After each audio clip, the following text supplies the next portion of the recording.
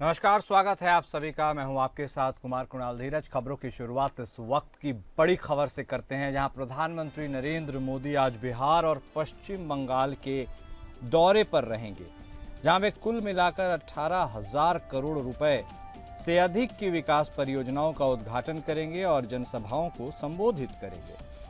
PM Modi का यह दौरा ऐसे समय में हो रहा है जब दोनों राज्यों में राजनीतिक हलचल तेज हो चुकी है।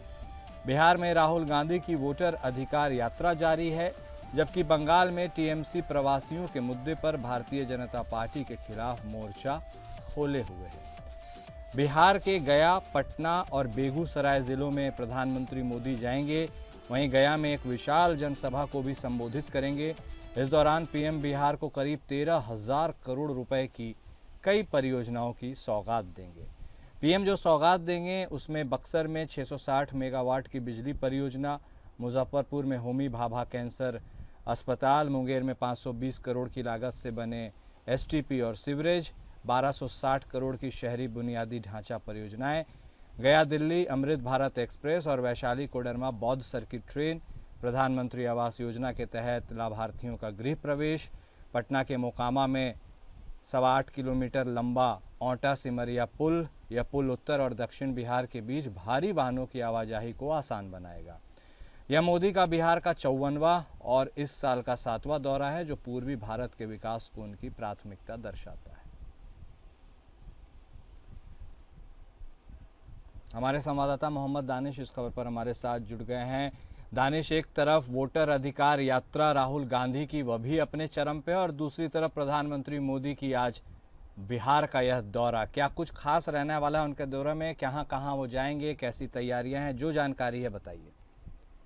जी कुणाल, देखिए आज पीएम मोदी जो है 11 बजे बिहार पहुंचेंगे और बिहार पहुंचने के बाद जो 13,000 करोड़ से ज्यादा की परियोजनाओं का शिलान्यास और उद्घाटन करेंगे। इसमें सबसे महत्वपूर्ण योजना जो है वो गंगा नदी पर बने 6 लेन पुल का है, जो बिहार का वो पहला 6 लेन पुल होगा, जो नॉर्थ बिहार और साउथ बिहार को जोड़ता है। बिहार के सभी एनडीए के बड़े नेता जो है वो मंच पर रहेंगे और बिहार के मुख्यमंत्री नीतीश कुमार भी साथ में रहेंगे। गया जी का नाम बदलने के बाद पहली बार प्रधानमंत्री मोदी जो है वो गया जी पहुंच रहे हैं और इस सभा में लगभग 4 लाख लोगों की पहुंचने की संभावनाएं हैं। और चुनावी लिहाजा से इसको देखा जाए तो ये पीएम मोदी का जो है बहुत अहम मानी जा रही है। और क्योंकि गया जी जो क्षेत्र है वो मगध क्षेत्र है और पिछले बार एनडीए का परफॉर्मेंस कुछ अच्छा नहीं था, तो उसको लेकर जो अगर देखा जाए तो ये कार्यक्रम जो है बहुत महत्वपूर्ण माना जा रहा है। और जिसमें पीएम मोदी जो है जो पहुंचेंगे तो एनडीए के जितने भी नेता है वो सब लोग साथ रहेंगे। ठीक है, बहुत धन्यवाद आपका दानिश, हमारे साथ जुड़ने के लिए और जानकारी देने के लिए।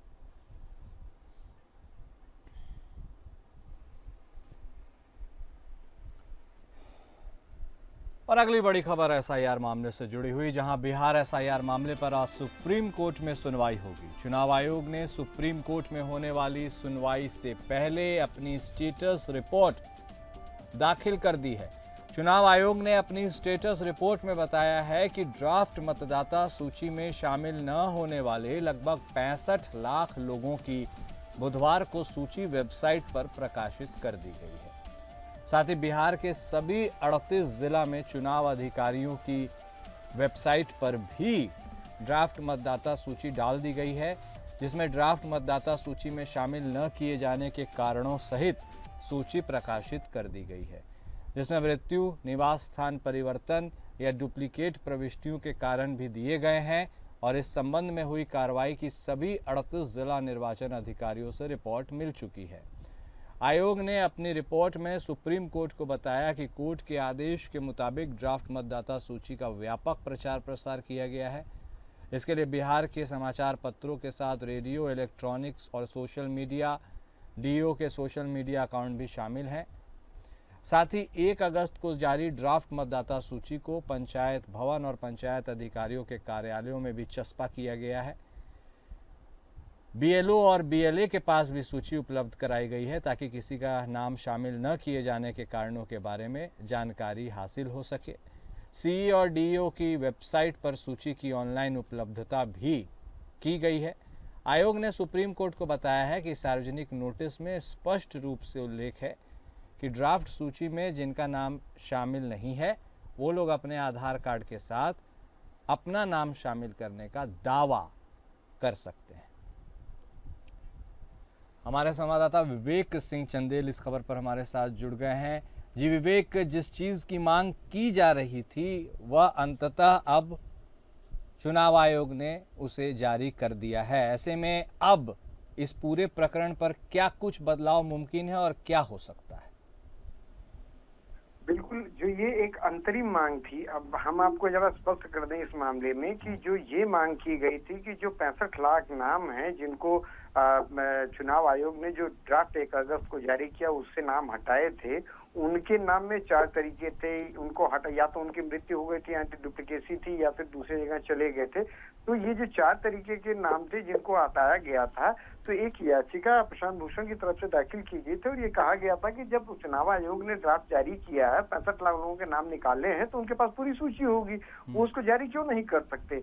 इस पर इलेक्शन कमीशन की तरफ से दलील दी गई कि हमारे पास ऐसा कोई कानून या नियम नहीं है जिसके तहत उसको जारी किया जाए।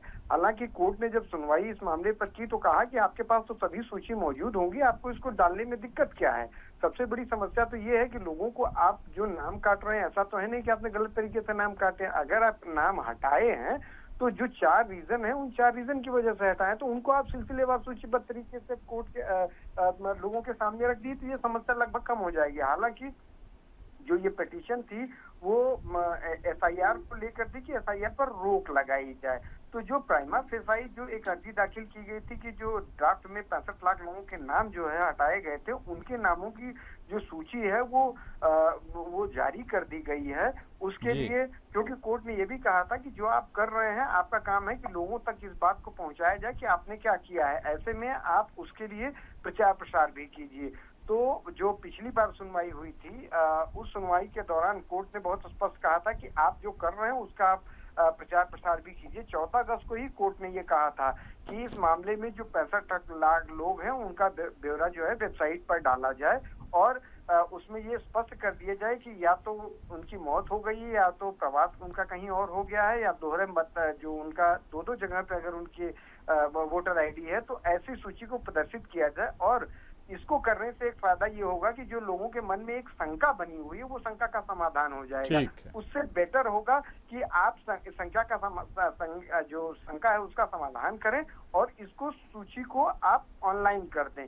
और वो इलेक्शन कमीशन ने कर दिया है और ये भी स्पष्ट कर दिया कि अगर किसी को कोई दिक्कत होती है ड्राफ्ट में जिसका नाम नहीं है, तो वो आधार के साथ अपने दावे कोर्ट वो चुनाव आयोग के सामने, चाहे बीएलओ हो, चाहे सीईओ हो, चाहे डीईओ हो, उसके पास वो जा सकता है और लोकल लेवल पे अपनी बात बता सकता है। अब सवाल उठता है एसआईआर की जो कंटिन्यूटी है उसके ऊपर, क्योंकि सुप्रीम कोर्ट जब इस मामले पर सुनवाई शुरू की थी तभी कहा गया था कि इस मामले में रोक लगा दीजिए। तो कोर्ट ने कहा कि एक संवैधानिक संस्था काम कर रही है, उस पर हम रोक नहीं लगा सकते।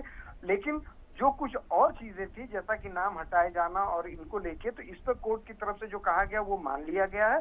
अब इसमें सुनवाई होगी तो अब ये देखना होगा कि क्या कोर्ट कोई और जो इश्यूज उनकी तरफ से उठाए जाते हैं, क्योंकि सुप्रीम कोर्ट ने बहुत स्पष्ट रूप से कह दिया है कि अब जो एफआईआर उस पर फिलहाल कोई रोक नहीं लगाई जाएगी। लेकिन अब जो एफआईआर जो चल रहा है उसमें क्या कोई चीज और ऐड करनी जो याचिकाकर्ताओं की तरफ से मांग की जाएगी उसको किया जाएगा। ठीक है विवेक, उस पर आप नजर बनाए रखिएगा। फिलहाल इस जानकारी के लिए शुक्रिया, लेकिन आप बने रहिएगा हमारे साथ, हम आगे भी आपसे बातचीत करेंगे।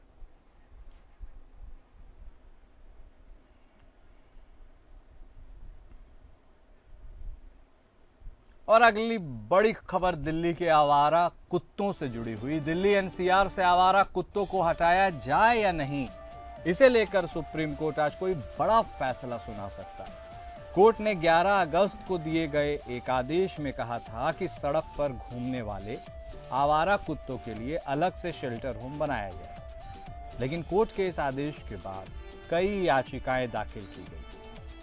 इन याचिकाओं पर सुप्रीम कोर्ट की 3 जजों की स्पेशल बेंच ने 14 अगस्त को सुनवाई करने के बाद अपना फैसला सुरक्षित रख लिया था। सुनवाई के दौरान सॉलिसिटर जनरल तुषार मेहता ने बताया था कि 2024 में लगभग 37.15 लाख डॉग बाइट के मामले दर्ज हुए थे, यानी प्रतिदिन करीब 10,000। कोर्ट ने 11 अगस्त को जो फैसला सुनाया था उसके बाद बहुत विरोध हुआ था। इंडिया गेट पर पशु प्रेमियों ने इस फैसले के खिलाफ कैंडल मार्च निकाला था, मांग की थी कि कोर्ट फैसले को वापस ले। कोर्ट ने बढ़ती याचिकाओं को देखते हुए सुप्रीम कोर्ट ने इस मामले की सुनवाई के लिए 3 जजों की एक नई बेंच का गठन किया था। हमारे संवाददाता विवेक सिंह चंदेल लगातार हमारे साथ बने हुए हैं। विवेक, आवारा कुत्तों पर जो शामत आई थी, क्या लगता है राहत मिलेगी? और अब जिस तरह से याचिकाओं के दबाव में ही कहा जाए तो 3 जजों की बेंच के पास मामला गया था, फैसले की घड़ी आ गई है। बिल्कुल, सवाल सिर्फ ये है कि जो सुनवाई हुई थी 14 अगस्त को, उस दौरान जो ये स्पेशल बेंच जस्टिस विक्रमनाथ की अध्यक्षता में बनाई गई थी, जो कि जस्टिस BR गवई के सामने एक मेंशनिंग की गई थी। इसमें कहा गया था कि आवारा कुत्तों को जैसे ही 11 अगस्त का आदेश आया, जो MCD है और जो और लोकल अथॉरिटीज हैं, उन्होंने कुत्तों को पकड़ना और शेल्टर होम में डालना शुरू कर दिया है। ऐसे में जो ये अंतरिम आदेश है, ये बहुत बात स्पष्ट कर दें कि जस्टिस दीपांकर दत्ता की जो बेंच थी 11 अगस्त को उसने फैसला दिया था, वो एक अंतरिम आदेश दिया था और ये कहा था कि दिल्ली ही नहीं, दिल्ली NCR में जितने भी लोकल अथॉरिटीज हैं वो कुत्तों को पकड़ेंगी और उनको शेल्टर होम में रखेंगी। उसकी व्यवस्था 1 हफ्ते के अंदर तय करेंगे और उसके लिए समुचित व्यवस्था करेंगे और उनको अब कुत्तों को सड़कों पर आवारा ढंग से घूमने की अनुमति नहीं दी जाएगी, ये स्पष्ट किया था। हालांकि कोर्ट ने ये कहा था कि ये प्रैक्टिकली इतना जल्दी संभव नहीं है, लेकिन इसके लिए जो संस्थाएं हैं वो पूरा काम करेंगे और जल्दी से जल्दी उसकी व्यवस्था करेंगी। और कोर्ट ने ये भी बहुत स्पष्ट किया था कि हम बच्चे, बुजुर्ग और महिलाओं को सुरक्षा को देखते हुए आदेश जारी कर रहे हैं। यह दिल्ली ही नहीं, NCR में कहीं पे भी जहां आवारा कुत्ते सड़कों पर हैं, उनको जो अथॉरिटीज हैं वो उनको पकड़ेंगे और उनको एक समुचित जगह पे रखेंगी। अब इस फैसले के बाद, ये जबकि अंतरिम आदेश था, इसके बाद कई संस्थाएं सुप्रीम कोर्ट पहुंची और लगातार मेंशनिंग होने लगी कि इस पर फिर से सुनवाई की जाए और इसके लिए अलग से एक बेंच गठित की जाए। तो जस्टिस BR गवई की बेंच में जस्टिस BR गवई ने CJI ने एक अलग बेंच गठित की जस्टिस विक्रमनाथ की अध्यक्षता में, जिसने 14 अगस्त को इस मामले पर सुनवाई की। और सुनवाई के दौरान जो कोर्ट ने बहुत स्पष्ट ये चीजें कही थी कि जो अभी तक चीजें सामने आ रही हैं, क्योंकि जो सॉलिसिटर जनरल की तरफ से तर्क रखे गए थे उसमें बहुत स्पष्ट था कि जो तकरीबन हर साल जो तकरीबन लोगों को कुत्ते काटते हैं, चाहे उससे उनकी मौत होती है या उनको रेबीज का इन्फेक्शन हो जाता है, इन सब के लिए खास तौर से जो स्थानीय प्रशासन होता है वो जिम्मेदार होता है, वो अपनी जिम्मेदारी कायदे से नहीं निभाता, जिसकी वजह से ऐसी घटनाएं हो रही हैं। हालांकि कोर्ट ने ये भी चीज स्पष्ट की थी कि अगर कोर्ट ने एक आदेश दिया है तो क्या MCD या फिर जो और अन्य लोकल अथॉरिटीज हैं, वो अथॉरिटीज सिर्फ इसी बात का इंतजार कर रही थी कि कोर्ट का आदेश आए और हम कुत्तों को पकड़ना शुरू कर दें, ऐसा नहीं है। लेकिन जो याचिकाकर्ता थे उनकी दलील ये थी कि हमारे पास संसाधन बहुत लिमिटेड हैं और होता पहले क्या था कि जो ABC प्रक्रिया है उसके तहत कुत्तों को उठाया जाता था, उनका बंध्याकरण किया जाता था, उनको इंजेक्शन लगाया जाता, उनको फिर छोड़ दिया जाता था। लेकिन अब जो संस्थाएं हैं वो काम नहीं कर पा रही, जिसकी वजह से लगातार जो लोगों में रेबीज की घटनाएं बढ़ जा रही हैं क्योंकि कुत्ते काट ले रहे हैं, उनको स्टेरलाइज नहीं किया जा रहा है।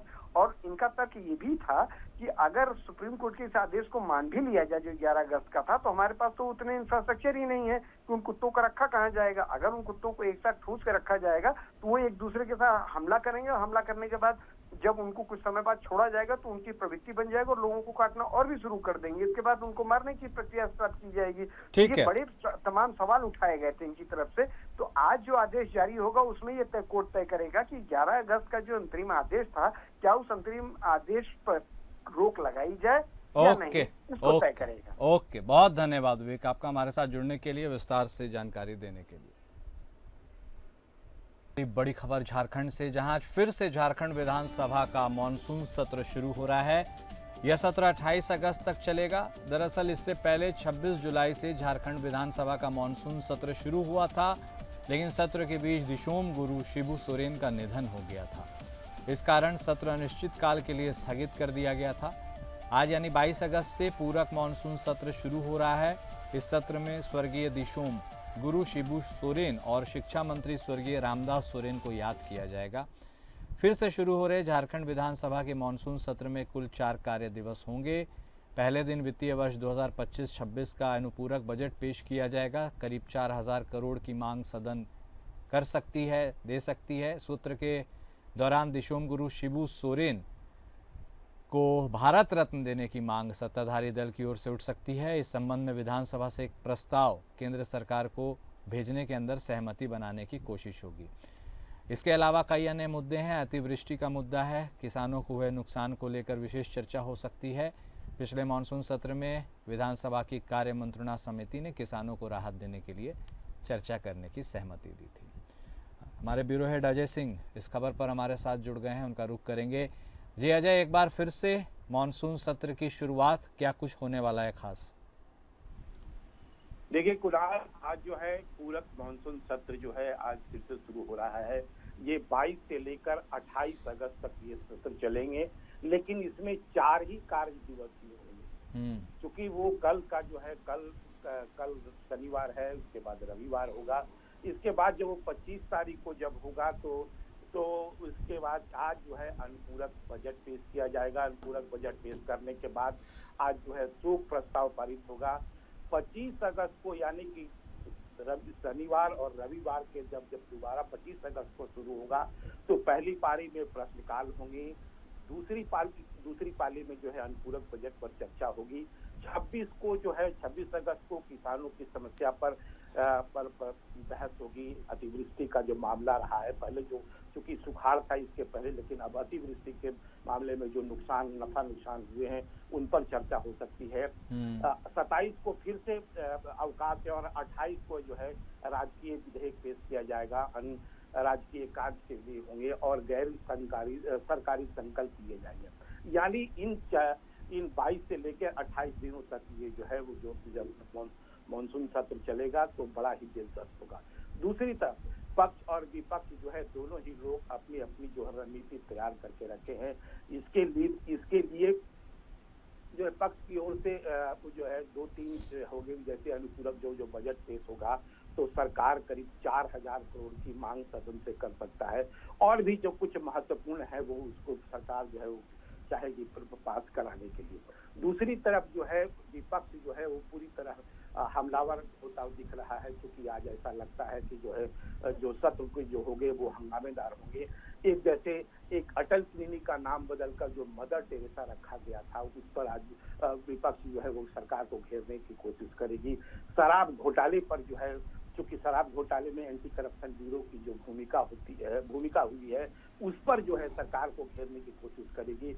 फिलहाल के दिनों में सूर्या हंसदा के मामले में जो इनकाउंटर जो हुए हैं, सूर्या हंसदा के इनकाउंटर उस पर लगातार ये रहती है। सीजीएल परीक्षा की, विधि व्यवस्था की और ठीक, बहुत शुक्रिया आपका हमारे साथ जुड़ने के लिए और जानकारी देने के लिए। वहीं उत्तरकाशी में एक बार फिर कुदरत का कहर बरपा है। अब बड़ी खबर आपको बता रहे हैं, पहले धराली और अब थाना चट्टी, यानी यहाँ कपड़ा खड्ड में मलबा और बड़े पत्थर आने से यमुना नदी में बनी झील का जलस्तर फिर से बढ़ गया है।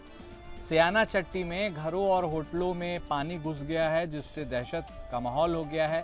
हालांकि कल दोपहर में मौसम साफ होने के बाद जलस्तर कम हुआ है, लेकिन देर शाम फिर से मलबा आया और यह दोबारा बढ़ गया। सयाना चट्टी के दाईं ओर बहने वाले कुपड़ा खड्ड में तेज धूप में भी लगातार मलबा और पत्थर बहकर आ रहे हैं। जून के अंत में बनी झील का बहाव फिर से रुक गया है। सिंचाई विभाग की 3 पोकलेन मशीनें लंबे समय से बहाव को ठीक करने का काम कर रही हैं, लेकिन बार बार मलबा आ रहा है। जिला प्रशासन के साथ साथ एनडीआरएफ और एसडीआरएफ की टीमें मौजूद हैं।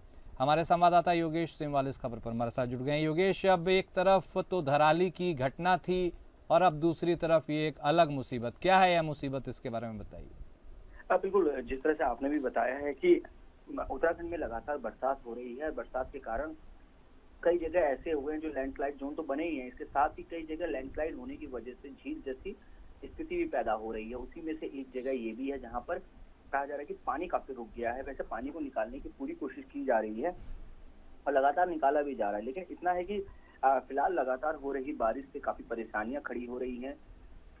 जिस तरह से लगातार बारिश हो रही है, रुक नहीं रही है।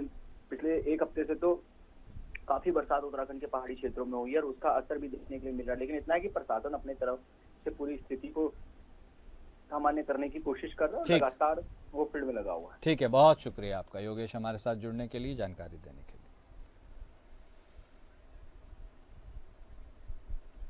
और अगली बड़ी खबर महाराष्ट्र के पालघर से, जहां बोईसर तारापुर एमआईडीसी इलाके में एक बार फिर से गैस लीक की घटना सामने हुई है। गैस रिसाव के कारण 8 कामगार प्रभावित हैं। सूत्रों के मुताबिक 4 कामगारों की मौत हो चुकी है, जबकि 2 की हालत गंभीर है।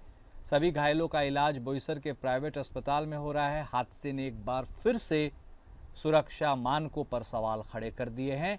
जांच के बाद ही असली कारण सामने आ सकेगा। तो ये बड़ी खबर आपको बता रहे हैं महाराष्ट्र के पालघर से, जहां फैक्ट्री में काम कर रहे 8 कर्मचारी गैस के रिसाव की चपेट में आ गए। 4 की मौत हो गई है, 2 की हालत गंभीर है और फार्मास्यूटिकल कंपनी में यह गैस रिसाव हुआ, जिससे पूरे इलाके में हड़कंप मच गया है। यह घटना प्लॉट नंबर F13 स्थित मेडली फार्मास्यूटिकल्स लिमिटेड कंपनी में हुई है। हमारे संवाददाता सरबजीत सोनी हमारे साथ इस खबर पर जुड़ गए हैं। सरबजीत, ये बहुत ही हतप्रभ कर देने वाली यह घटना है और दर्दनाक भी। इस पूरे खबर के बारे में बताइए। जी, पालघर के जो तारापुर एमआईडीसी में एक फार्मेसी कंपनी है, जिसमें देर रात ये हादसा हुआ था, जिसमें दवा बनाने की जो कंपनी है, गैस लीक होने की वजह से 6 लोग इसमें जो है सांस लेने की उनको दिक्कत हुई थी, जिन्हें उपचार के लिए जब अस्पताल में भर्ती कराया गया तो 4 लोग की डेथ हुई है और वो 2 लोग जो है आईसीयू में भर्ती किए गए हैं। सिंधे अस्पताल में उनका उपचार किया जा रहा है। हालांकि समय रहते जो वहाँ की जो फायर की जो टीम है अपना कंपनी की, उन्होंने वहाँ पे गैस को वहाँ पे जो है वहाँ पे मजदूरों को निकाला, लेकिन निकालने में काफी समय लग चुका था, जिसकी वजह से 4 लोगों की मौत हो गई है। ये हादसा इसके पहले भी हो चुका है, इस पर सवाल उठ रहा है। और वहीं यहाँ पालघर जो पुलिस है इस मामले की जांच कर रही है कि इसमें जो गैस रिसाव हुआ था उसमें गलती किसकी थी। इस पूरे मामले की जांच की जा रही है, लेकिन अब तक 4 लोगों की इसमें मौत हो चुकी है। 2 जो है अभी भी सीरियस बताए जा रहे हैं, उनका उपचार जो है आईसीयू में भर्ती किया गया है, उनका उपचार किया जा रहा है। जी ठीक है, बहुत धन्यवाद सरबजीत आपका हमारे साथ जुड़ने के लिए और बातचीत करने के लिए।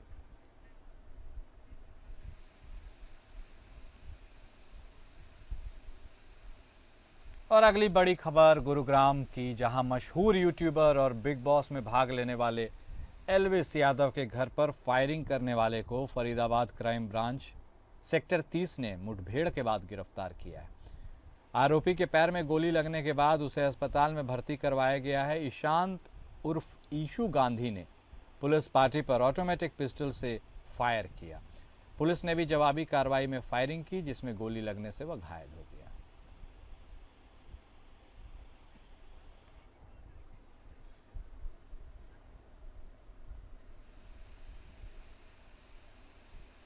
वहीं लखनऊ के चौक थाना क्षेत्र में ज्वेलर्स की दुकान से 700 ग्राम सोना चोरी करने का यह मामला सामने आया था। इस घटना को अंजाम देने के बाद शातिर चोर मौके से फरार हो गए थे। ज्वेलर्स की ओर से शिकायत मिली, पुलिस ने तलाश शुरू की। उसके बाद फरार हुए कारीगर और उसके 3 साथियों को गिरफ्तार कर लिया गया है। पुलिस ने इनके कब्जे से तकरीबन 563 ग्राम अर्धनिर्मित पीली धातु के आभूषण बरामद किए हैं। अनुमानित कीमत करीब 50 लाख रुपए बताई जा रही है। पुलिस टीम ने हुसैनाबाद में घेराबंदी कर इन शातिर चोरों को पकड़ा है। आरोपियों में कारीगर अनिल चौधरी शामिल है। इसने घटना को अंजाम दिया था। इस मामले में पुलिस की ओर से दिखाई गई गंभीरता और लगातार दबिश के चलते यह गिरफ्तारी मुमकिन हो सकी है।